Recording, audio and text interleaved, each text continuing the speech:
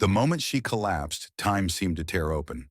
1 second, the crowd was loud, impatient, scrolling on their phones, thinking only of themselves. The next second, a woman in a long coat crumpled onto the cold pavement like a fallen leaf, her body hitting the ground with a sound that made several people gasp and many more freeze. No one moved. Not at first. Phones lifted instead, recording, whispering, guessing.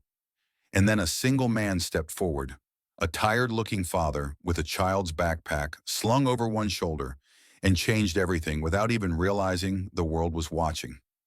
Before the story goes any further, if you believe in kindness, in second chances, and in the power of ordinary people doing the right thing, please take a moment to like this video, share it with someone who needs hope, comment your thoughts, and subscribe to the channel.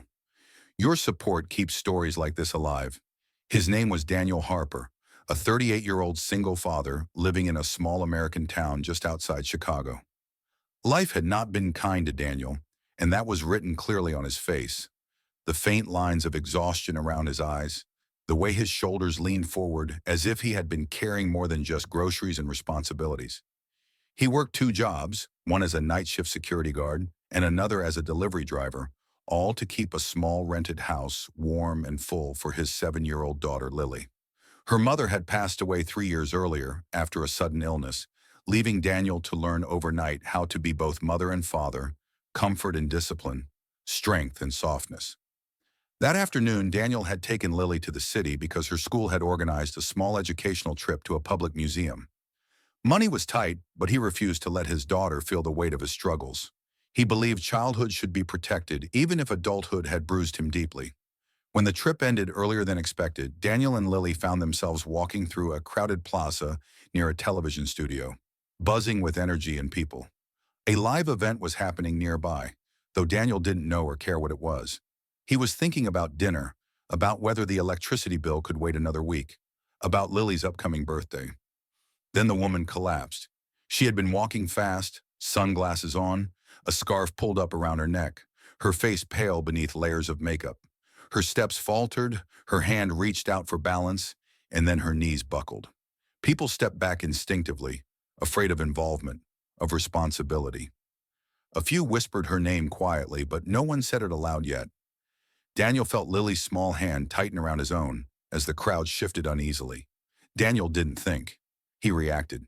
He knelt beside the woman, checking her breathing the way he'd learned years ago in a first aid course he barely remembered taking. Her skin was cold. Her eyes fluttered but didn't open.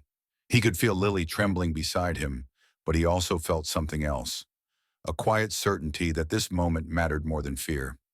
Carefully, he lifted the woman into his arms, surprised by how light she felt, like someone who hadn't been eating or sleeping enough. He called out for help, for water, for space, his voice steady despite the chaos inside him. What Daniel didn't realize was that dozens of cameras were already pointed at him. Phones streamed live to millions. News crews filming the nearby event swung their lenses toward the unexpected scene. A man in worn-out shoes carrying an unconscious woman through a parted crowd was more compelling than any planned headline. He carried her toward a shaded area near the curb, laying her down gently and shielding her from the sun with his own jacket. Lily stood close, watching with wide, worried eyes. Daniel whispered to her that everything would be okay, though he wasn't sure if that was true. Sirens began to approach in the distance, and only then did murmurs grow louder. People started recognizing the woman's face beneath the sunglasses that had slipped away. Her name was Grace Mitchell, a Hollywood star, an award-winning actress, a woman whose face had filled movie screens and magazine covers for over a decade. Someone whose smile was known worldwide, whose private pain was known to almost no one. By the time paramedics arrived, the plaza had turned into a storm of attention. Reporters shouted questions, cameras zoomed in. Daniel tried to step back, suddenly uncomfortable, suddenly aware that he and Lily were standing in the center of something much bigger than them. He gave a brief statement to the medics, made sure the woman was stable, and then quietly tried to leave, pulling Lily gently through the crowd. But the internet didn't let him disappear. That night, while Daniel reheated leftover soup and helped Lily with her homework, the video spread like wildfire. Headlines appeared within hours. Mysterious man saves actress. Single dad's quiet heroism. Millions watched the clip of Daniel lifting Grace, shielding her, ignoring the cameras. Comment sections filled with praise, speculation, and emotion. People wanted to know who he was, where he came from, why he looked so tired yet so gentle.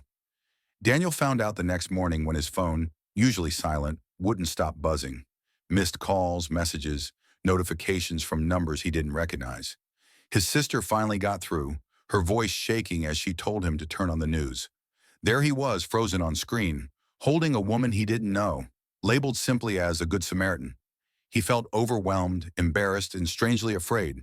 He hadn't done anything special in his mind. He had just helped someone who needed it. That was all. Grace Mitchell woke up in a private hospital room later that day, exhausted, dehydrated, and emotionally drained from months of silent pressure. Fame had taken more from her than it had given lately. Endless schedules, expectations, loneliness hidden behind applause. When her assistant showed her the video, Grace watched quietly, tears slipping down her cheeks. Not because she was famous, not because she'd fainted in public, but because someone had carried her like she mattered when she felt invisible. She asked one question: who is he? Within days, Grace requested to meet Daniel. Not for publicity, not for interviews, but privately. When the message reached Daniel, he almost declined. He didn't trust attention. Life had taught him that attention often came with a cost. But Lily's eyes lit up when she heard Grace's name. And Daniel realized this meeting wasn't about fear. It was about humanity crossing paths. They met in a quiet room, no cameras allowed. Grace looked different without makeup and lights. Smaller, softer, real. Daniel felt out of place, his hands rough, his clothes plain. But something unspoken connected them. She thanked him, not with rehearsed words, but with genuine emotion. She listened as he spoke about Lily, about loss, about survival. No one rushed them. No one interrupted. That meeting changed both of them. Grace used her influence not to make Daniel famous, but to make his life easier. She quietly paid off his debts, arranged a scholarship fund for Lily, and helped Daniel find a stable job with better hours. She never announced it publicly. The world only saw the surface story, not the quiet miracles happening behind the scenes. Months passed. The attention faded, as it always does. Daniel returned to a quieter life, but it no longer felt as heavy. Lily laughed more. The house felt warmer. Daniel felt something he hadn't felt in years: hope. Grace, too, changed. She stepped back from relentless fame, choosing roles that meant something, taking time to heal. In interviews, when asked about that day, she never focused on herself. She spoke about a father who showed her what real strength looked like. Before this story ends, if this moment, this journey of kindness and unexpected connection has touched you even a little, please comment below and let us know what you felt. Your words matter more than you think. Near the end of the year, Daniel received a handwritten letter. Grace thanked him again, not for saving her body, but for reminding her of her soul. Daniel folded the letter carefully and placed it in a drawer beside Lily's drawings and old photographs. Some things didn't need to be displayed to be cherished. And now, before the final moments of this story, we have a special request for you. Please comment one word that describes how this story made you feel: hope, kindness, faith, or love. Let's fill the comments with light.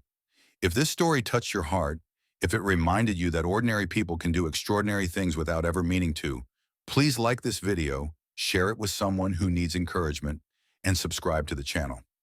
Your engagement helps spread stories that remind us who we are.